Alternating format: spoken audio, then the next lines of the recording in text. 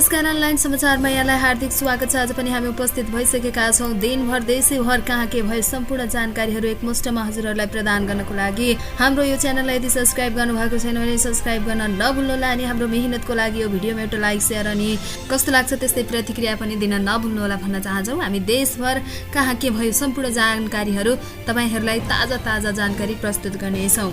आजका दिनभरका मुख्य समाचार सुरु गरौँ मुख्य खबरका शीर्षकहरूबाट। विदेशमा रहेका नेपालीलाई मतदानको अधिकार दिने बारेमा छलफल भइरहेको प्रचण्डको भनाई। 1 वर्षदेखि अर्थशास्त्र पढ्दै काङ्ग्रेस सांसद गगन थापा। सुर्खेतमा मोटरसाइकलको ठक्करले महिलाको मृत्युपछि आफन्तद्वारा प्रदर्शन।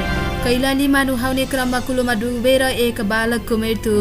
तनहुँमा 10 क्रसर उद्योग दर्ता बिना नै सञ्चालन। प्रधानमन्त्री बनेर नेपालको विकास गर्ने चाहना रहेको नेता प्रकाश मान सिंहको भनाई। राजनीतिमा 2-3 वटा प्रयोग त गर्यौं, अझै धेरै परीक्षण गर्नुपर्ने बाँकी रहेको बाबुराम भट्टराईको भनाई।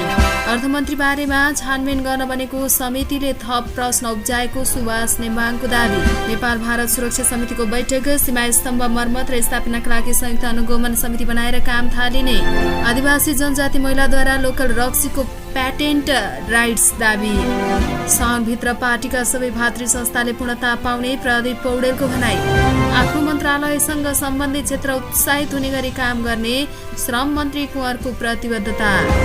पर्यटन मन्त्री श्रेष्ठद्वारा पशुपति क्षेत्र अवलोकन सरसफाइमा ध्यान दिन र आगन्तुकलाई सहज हुने गरी प्रबन्धन मिलाउन निर्देशन। बीच सडकमा गाडी बिग्रिँदा खडाली राजमार्ग अवरुद्ध। सार्वजनिक विदाका दिन सञ्चारकर्मीको राष्ट्रिय परिचय पत्र बनाउन सहजीकरण। जंगली च्याउ खाँदा सल्यानमा 1 जनाको ज्यान गयो, 3 जना बिरामी। पानीको बहाव बढ्ने क्रम नरोकिएपछि कोशी ब्यारेजका 32 वटा ढोका खुल्ला। प्रधान न्यायाधीश जबरा विरुद्ध महाभियोग प्रतिनिधि सभाको कार्यसूचीमा। क्रोसियामा पर्यटक बस दुर्घटना हुँदा 12 जना पर्यटकको ज्यान गयो, 31 जना घाइते। र नेपाली क्रिकेटमा विदेशी लगानी सकारात्मक।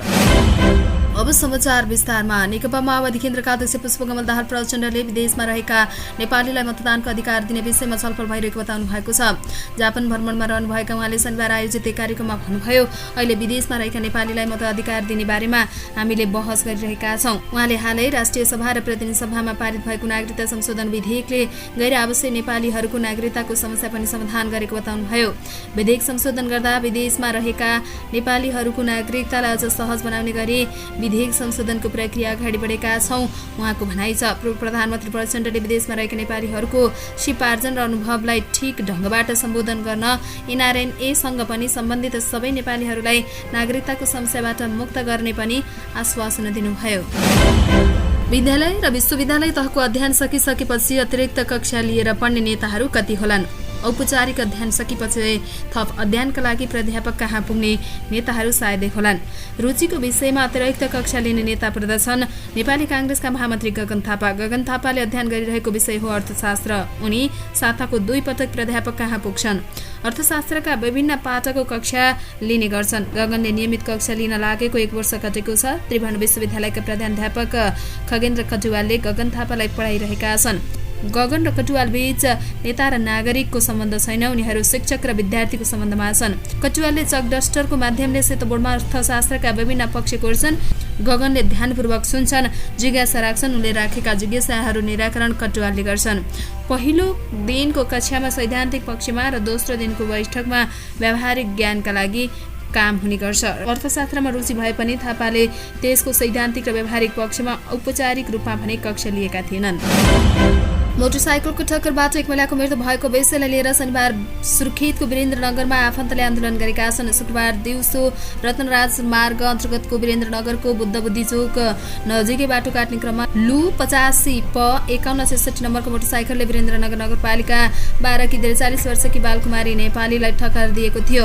उनको उपचारकै क्रममा कर्णाली प्रदेश अस्पतालमा मृत्यु भएको थियो। मृतकका आफन्त र परिवारका सदस्यले क्षतिपूर्ति र ठक्कर दिने मोटरसाइकलका चालकलाई कारबाहीको माग गर्दै यातायात बन्द गराएका थिए। केही बेर यातायातका साधन बन्द गर्न खोजे पनि सम्झाइ बुझाइ गरेपछि रोकिएको जिल्ला प्रहरी कार्यालय सुर्खेतका डीएसपी सुरज कार्कीले बताउनुभयो। मृतकका आफन्त र प्रशासनबीच छलफल भइरहेको पनि प्रशासन कार्यालय सुर्खेतले जनाएको छ।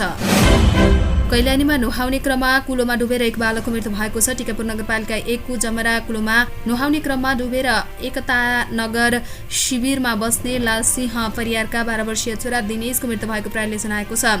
साथीसँगै कुलोमा नुहाउने क्रममा डुबेर घाइते भएका परियारको उपचारकै क्रममा टिकापुर अस्पतालमा मृत्यु भएको जिल्ला प्रहरी कार्यालय कैलालीका प्रवक्ता प्रहरी नायकको परीक्षक डीएसपी वेदप्रकाश जोशीले जानकारी दिनुभयो। उनको शव परीक्षणका लागि अहिले टिकापुर अस्पतालमा राखिएको छ। जिल्लाका विभिन्न स्थानमा रहेका क्रसर उद्योगहरू बिना दर्ता नै सञ्चालन हुँदै आएका छन्। तनहुँमा सञ्चालनमा रहेका 19 क्रसर उद्योगमध्ये 10 वटा दर्ता नभएको र शर्त पूरा नगरी सञ्चालन हुँदै आएका छन्। अन्य 9 वटाले दर्ता गरी सञ्चालन गरे पनि मापदण्ड पूरा नगरेकोले नवीकरण रोकिएको जिल्ला समन्वय समितिले जनाएको छ। क्रसर उद्योग सञ्चालनका लागि राजमार्ग र खोला नदी किनार पक्की पुल ऐतिहासिक तालतलैया जलाशय र पुखरीबाट 5 किलोमिटर टाढाको मापदण्ड हुनुपर्नेछ। त्यसैगरी शिक्षण संस्था स्वास्थ्य धार्मिक सांस्कृतिक पुरातात्विक महत्त्वका स्थान र सुरक्षा निकाय अन्तर्राष्ट्रिय सीमा वन निकुञ्ज र आरक्षण घनाबस्तीबाट 2 किलोमिटर चुरे पहाडको फेदीबाट पनि 1500 मिटर र हाइटेन्सन लाइनबाट 200 मिटरको दूरीमा उद्योग सञ्चालन गर्नु पनि प्रावधान छ। कुनै शर्त पूरा नगरी र उद्योग दर्ता नगरिकन सञ्चालन गर्ने उद्योगहरूमा विद्युत आपूर्ति बन्द गर्न नेपाल प्राधिकरणमा पत्रचारका लागि जिल्ला प्रशासन कार्यालयले अनुरोध गरेको छ। नेपाली कांग्रेसका नेता प्रकाश मान सिंहले प्रधानमन्त्री बनेर नेपालको विकास गर्ने चाहना प्रकट गर्नु भएको छ। शनिबार काठमाडौँमा आयोजित गोएसरी बाल शिक्षा माध्यमिक विद्यालयको नवनिर्मित भवनको उद्घाटनका कार्यक्रममा नम्बर 1 म्यान भएर काम गर्ने चाहना रहेको बताउनुभयो। उहाँले असल नियत भएको र लोभ नभएको नेताहरू ठाउँमा पुगेपछि देशको विकास कसरी कायापलट हुन्छ भन्ने कुरा आफू प्रधानमन्त्री बनेपछि जनताले अनुभव गर्ने बताउनु भएको हो। मलाई साथ दिए मौका पाएँ भने तल्लो सदनदेखि माथिल्लो स्तरका पार्टीका निकायमा बसेर काम गरिसकेको छु। नम्बर 1 म्यान भएर काम गर्ने मौका पाएँ भने मैले राम्रो असल नियत भएको लोभ नभएको नेताहरूको ठाउँमा पुगेपछि देशलाई कसरी कायापलट हुन्छ भन्ने कुरा देखाउन चाहन्छु उहाँको भनाइ छ। नेता सिंहले प्रधानमन्त्रीपछि दल नेकपा एमाले अहिले रोइरहेको टिप्पणी गर्नुभयो। जनता समाजवादी पार्टी छाडेर नेपाल समाजवादी पार्टी गठन गरेका पूर्व प्रधानमन्त्री डाक्टर बाबुराम भट्टराईले नेपालको राजनीतिमा आफूहरू 2-3 वटा प्रयोग गरेको तर त्यसले मात्रै परिणाम दिन नसकेको बताउनु भएको छ। नेपाल समाजवादी पार्टीको केन्द्रीय समितिको बैठकलाई शनिबार सम्बोधन गर्दै उहाँले नेपाल जस्तो भू राजनीतिक जटिलता भएको देशको राजनीतिमा धेरै परीक्षणहरू गर्नुपर्ने धारणा राख्नुभयो। विज्ञानको आविष्कारक थुप्रै प्रयोगबाट गुज्रेर मात्रै पुष्टि हुन्छ। 2-3 वटा प्रयोग गरेर त हामीले हेर्यौं तर त्यसले मात्रै हामीलाई खोजे जस्तो परिणाम दिन सकेको छैन भट्टराईको भनाइ छ। नेकपा एमालेका उपाध्यक्ष सुभाष चन्द्र नेम्बाङले अर्थमन्त्री जनार्दन शर्मा बारेमा छानबिन गर्न बनेको संसदीय समितिको प्रतिवेदनले थप प्रश्न उब्जाएको बताउनु भएको छ। अर्थमन्त्री शर्माले बजेट निर्माणमा अनाधिकृत व्यक्तिलाई संलग्न गराइएको विषय बारेमा छानबिन गर्न बनेको संसदीय समितिको प्रतिवेदनले जवाफ दिनुको साटो थप प्रश्न उठाएको बताउनु भएको हो। प्रेस चौतारी दाङले आयोजना गरेको पत्रकार सम्मेलनमा बोल्दै नेम्बाङले भन्नुभयो, छानबिन समिति जे प्रश्नको उत्तर दिन बनाइयो त्यसको उत्तर दिन सकिन, बरु थप प्रश्न जन्माए उहाँको भनाइ छ। नेपाल र भारतका सुरक्षाकर्मीहरूको त्रैमासिक संयुक्त बैठकमा सीमा क्षेत्रका बारेमा व्यापक छलफल भएको छ। लामो समयदेखि सीमा अतिक्रमण भएको तथा पुल निर्माणको क्रममा भारतीय सुरक्षाकर्मीहरूको तर्फबाट पुल निर्माणमा अवरोध भएको गुनासो आउन थालेपछि मध्य प्रदेशसँग जोडिएर रहेको नेपाल भारत सीमातर्फका सीमा स्तम्भको खोजी तथा जीर्ण रहेकालाई मर्मत गरिने भएको छ। शनिबार जनकपुर धाममा नेपाल भारत सीमा क्षेत्रको सुरक्षा सम्बन्धी सम्पन्न बैठकबाट सीमा क्षेत्रबाट हराएको स्तम्भको खोजी गर्ने, पुरानो तथा जीर्ण स्तम्भहरूको मर्मत सम्हारका लागि संयुक्त टोली मार्फत सम्बन्धित निकायलाई जानकारी गराउने, सीमा क्षेत्रमा हुने गरेको अपराधिक पूर्ण रूपले नियन्त्रण गर्नका लागि लागू औषध ओसार पोसारको निगरानी तथा नियन्त्रण गर्न र चेलीबेटी बेचबिखन नियन्त्रण गर्न मङ्सिर 4 गते हुन लागेको प्रतिनिधि सभा र प्रदेशसभाको निर्वाचनका सम्बन्धमा छलफल भएको धनुषाका सहायक प्रमुख जिल्लाधिकारी अनुज भण्डारीले जानकारी दिनुभयो। नेपालका आदिवासी जनजाति महिलाहरूले लोकल रक्सीलाई ब्रान्डिङ गर्नका लागि बहसमा विमति जनाएका छन्। लोकल रक्सीलाई ब्रान्डिङ गर्दा आदिवासी जनजाति महिलाको परम्परागत ज्ञान र परम्परागत आर्थिक व्यवस्थामा असर पर्ने उनीहरूको बुझाइरहेको छ। लोकल रक्सीलाई ब्रान्डिङ गर्दा निश्चित व्यापारीहरूलाई फाइदा हुने तर आदिवासी महिलाहरूलाई परम्परागत ज्ञान र आर्थिक व्यवस्थामा खलल पुग्ने भन्दै उनीहरूले विमति जनाएका हुन्। आदिवासी जनजाति महिलाहरूलाई स्वतन्त्र र निर्वाध रूपमा लोकल रक्सी उत्पादन गर्न दिनुपर्ने उनीहरूको माग रहेको छ। 28औं विश्व आदिवासी दिवसको सन्दर्भ पारेर राष्ट्रिय आदिवासी जनजाति महिला महासंघले आयोजना गरेको कार्यक्रममा सहभागीहरूले लोकल रक्सीलाई ब्रान्डिङ गर्ने सम्बन्धमा आदिवासी महिलाहरूको विरुद्ध रहेको बताएका थिए। नेपाली कांग्रेसका केन्द्रीय सदस्य प्रदीप पौडेलले आगामी निर्वाचनमा कांग्रेसका उम्मेद्वारहरूलाई कसरी बलियो बनाउने भन्ने विषयमा सोच्ने समय आएको बताउनु भएको छ। शनिबारमा चितवनमा सञ्चारकर्मीसँग कुरा गर्दै उहाँले सो कुरा बताउनु भएको हो। नेता पौडेलले भन्नुभयो, टिकट वितरणदेखि उम्मेद्वारलाई विजय गराउने सम्मको मार्गचित्र अहिलेदेखि नै बनाउनुपर्छ। देशलाई स्थिर सरकार दिनका लागि पनि पदाधिकारीहरू जिम्मेवार भएर प्रस्तुत हुनुपर्छ उहाँको भनाइ छ। फरक प्रसङ्गमा बोल्दै पौडेलले कांग्रेसका भातृ संस्थाहरूले साउन महिनाभित्र नै पूर्णता पाउने बताउनु भएको छ। तत्काल आम निर्वाचनको मिति तोकिएकाले सबै निर्वाचन केन्द्रित हुने भन्दै उहाँले निर्वाचनपछि भातृ संस्थाहरूको अधिवेशन हुने बताउनु भयो। श्रम रोजगार तथा सामाजिक सुरक्षा मन्त्री शेरबहादुर कुँवरले आफ्नो मन्त्रालयसँग सम्बन्धित क्षेत्र उत्साहित हुने गरी आफूले काम गर्ने प्रतिबद्धता व्यक्त गर्नु भएको छ। मन्त्री कुँवरले मन्त्रीको रूपमा आफूले पाएको जिम्मेवारी अस्थायी भए पनि पदमा बसुन्जेल सम्बन्धित क्षेत्रलाई उत्साहित तुल्याउने गरी काम गर्ने बताउनु भएको हो। राष्ट्रिय नागरिक विकास समाजले काठमाडौँमा शनिबार आयोजन गरेको एक कार्यक्रममा बोल्दै नेपाल राष्ट्र र नेपाली जनताहरूको हितका लागि आफूले सक्दो योगदान पुर्याउने आश्वासन समेत उहाँले दिनुभयो। मन्त्री कुँवरले सरकारलाई सही बाटोमा हिँडाउने काममा नागरिक समाजका अगुवाहरूको भूमिका महत्त्वपूर्ण हुने विश्वास समेत व्यक्त गर्नुभयो। संस्कृत पर्यटन तथा नागरिक उड्डयन मन्त्री जीवनराम श्रेष्ठले पशुपतिनाथ मन्दिर क्षेत्र सफा सुग्घर राख्न र भक्तजनलाई सहज हुने गरी प्रबन्धन मिलाउन निर्देशन दिनुभएको छ। पशुपति क्षेत्रको अवलोकन गर्दै मन्त्री श्रेष्ठले सरसफाइमा ध्यान दिन र भक्तजनहरूलाई तीर्थयात्री पैदल यात्री एवं पर्यटकलाई सहज हुने गरी सबै प्रबन्धन मिलाउनका लागि पनि पशुपति क्षेत्र विकास कोषलाई निर्देशन दिनुभएको हो। उहाँले पुनर्निर्माण भइसकेका सम्पदाहरू विश्वरूप मन्दिर, मृगस्थली, शस्कान्त वन, विभिन्न मठ मन्दिर, स्तूप लगायत सबैको स्थलगत अवलोकन गर्नुभएको थियो। ट्रकको एक्सल भाँचिएकाले राजमार्ग अवरुद्ध भएको छ।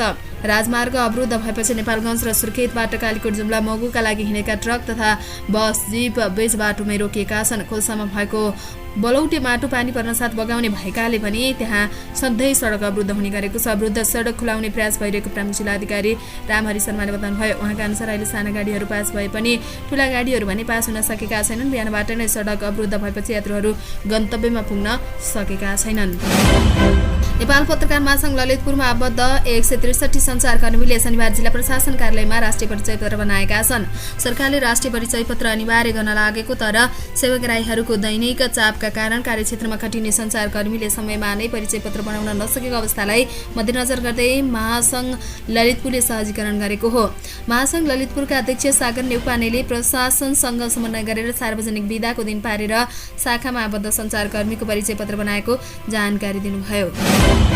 विषालु जंगली च्याउ खाँदा सल्यानमा एकजनाको ज्यान गएको छ। जिल्लाको सरद नगरपालिका 4 साइलाकम्द निवासी दीर्घ बस्नेतको 4 वर्षीय छोरा जोसन बस्नेतको ज्यान गएको हो। उनको उपचारकै क्रममा प्रादेशिक अस्पताल कालागाउँ सुर्खेतमा ज्यान गएको जिल्ला प्रहरी कार्यालय सल्यानले जनाएको छ। शुक्रबार बेलुका जंगली च्याउ खाँदा दीर्घ बस्नेतको घरमा 4 जना जसमा श्रीमती र छोराछोरी बिरामी भएका हुन्। सप्तकोशी नदीमा पानीको बहाव बढेपछि 32वटा ढोका खुला गरिएको छ। शनिबार दिउँसो 3 बजेको मापन अनुसार पानीको बहाव 2,23,775 क्युसेक प्रति सेकेन्ड पुगेको कोशी ब्यारेज नियन्त्रण कक्षले जानकारी दिएको छ। मध्याह 12 बजे गरिएको मापन अनुसार कोशी ब्यारेजमा 2,02,475 क्युसेक पानीको प्रति सेकेन्डको दरले बहाव भएको थियो। पानीको बहाव बढेसँगै 56 ढोका मध्ये 32वटा ढोका खुला गरिएको सप्तरीका प्रहरी उपरीक्षक अभिनारायण काफ्लेले जानकारी दिनुभयो। शनिबार मध्याह ब्यारेजका 29वटा मात्र ढोका खोलिएको थियो। प्रधान न्यायाधीश चोलेन्द्र शमशेर जबरामाथिको महाभियोग प्रस्तावमाथिमा छलफल हुने भएको छ। प्रतिनिधि सभाको आइतबारका लागि बोलाएको बैठकमा प्रधान न्यायाधीश जबरा विरुद्धको महाभियोग छलफल हुने भएको हो। संघीय संसदमा महासचिव भरतराज गौतमले आइतबारका लागि जारी गरेको प्रतिनिधि सभाको सम्भावित कार्यसूचीहरूमा महाभियोग प्रस्तावमाथिको छलफल उल्लेख छ। शनिबार सार्वजनिक गरिएको प्रतिनिधि सभा बैठकको सम्भावित कार्यसूचीमा भनिएको छ। 78 फागुन 29 गते बसेको बैठकमा देवप्रसाद गुरुङले नेपालको संविधानको धारा 101 को उपधारा 2 एवं प्रतिनिधि सभा नियमावली 2075 को नियमावली 161 को उपनियम 1 बमोजिम प्रस्तुत गर्नुभएको प्रधान न्यायाधीश चोलेन्द्र शमशेर जबरा विरुद्ध दर्ता भएको महाभियोगमा छलफल हुनेछ जनाइएको छ। क्रोएसियामा पर्यटक बोकेको बस दुर्घटना हुँदा 12 जनाको ज्यान गएको छ। 31 जना घाइते भएका छन्। पोल्यान्डबाट घुम्न आएका पर्यटकहरू बोकेको बस क्रोएसियाको जरेक बिसास्की नजिकै सडकमा खसेको बीबीसीले जनाएको छ। घाइते भएका मध्ये केही गम्भीर अवस्थामा रहेको र उपचार चलिरहेको जनाइएको छ। ज्यान गुमाउने सबै पोल्यान्डका वयस्क नागरिक रहेको खबरमा उल्लेख छ। उनीहरू बोनिसियाको क्याथोलिक तीर्थस्थल मेडजुगोर्जे जाँदै गरेका थिए। क्रोएसियाका प्रधानमन्त्री डाभोर ब्रानिभोभिकले ज्यान गुमाउनेहरूलाई श्रद्धाञ्जली दिँदै घाइतेहरूको ज्यान बचाउन हरसम्भव कोसिस गर्ने बताउनु भएको छ। घटनापछि पोल्यान्डका 2 जना मन्त्री क्रोएसिया जान लागेको खबरमा उल्लेख छ। यति बेला नेपाली क्रिकेटको नयाँ अध्याय फेरिँदैछ। नेपाल T20 को रूपमा नेपाली क्रिकेटरहरू नयाँ प्रतियोगिता सुरु गर्दैछन्। नेपाल क्रिकेट संज्ञानले आयोजना गर्ने प्रतियोगितामा यसै लिगका विराटनगर र जनकपुर सहित 6 टोलीको सहभागिता जनाउँदै गरेको जनाइएको छ। लेग असोज 6 देखि कार्तिक 5 गतेसम्म आयोजना हुनेछ। पहिलो पटक आयोजना गर्न लागेको लेगमा प्रतियोगिताका लागि विदेशी कम्पनीहरूले नेपाली टोली खरिद गरेका छन्। नेपाली T20 का लागि 6 टोली मध्ये 3 टोली विदेशी कम्पनीले खरिद गरेका छन्। नेपालमा हुने घरेलु प्रतियोगिताका लागि विदेशी कम्पनीले टिम खरिद गर्नु सकारात्मक रहेको क्यानको भनाइरहेको छ। प्रतियोगितामा सहभागी टोलीलाई नेपालका लागि विभिन्न शहरहरूको नाम दिएको छ। प्रतियोगितामा Kantipur capital, Lumbini all star, Biratnagar super king, Janakpur royals, क्यानले 6 टिम मध्ये 4 टिमको नाम मालिका सार्वजनिक गरेको छ, जसमा 1 टिम नेपाली कम्पनीले किनेको छ भने बाँकी 3वटा टिम विदेशीको लगानीमा छन्। हवस् त दर्शक महानुभावहरू, आज दिनभरका मुख्य समाचारहरू यति नै। हामीले प्रस्तुत गरेका समाचारप्रति तपाईँको केही गुनासो छ भने तल कमेन्ट बक्समा कमेन्ट गर्न नभुल्नुहोला भन्दै आजको यो भिडियोबाट बिदा हुन्छु। नमस्कार।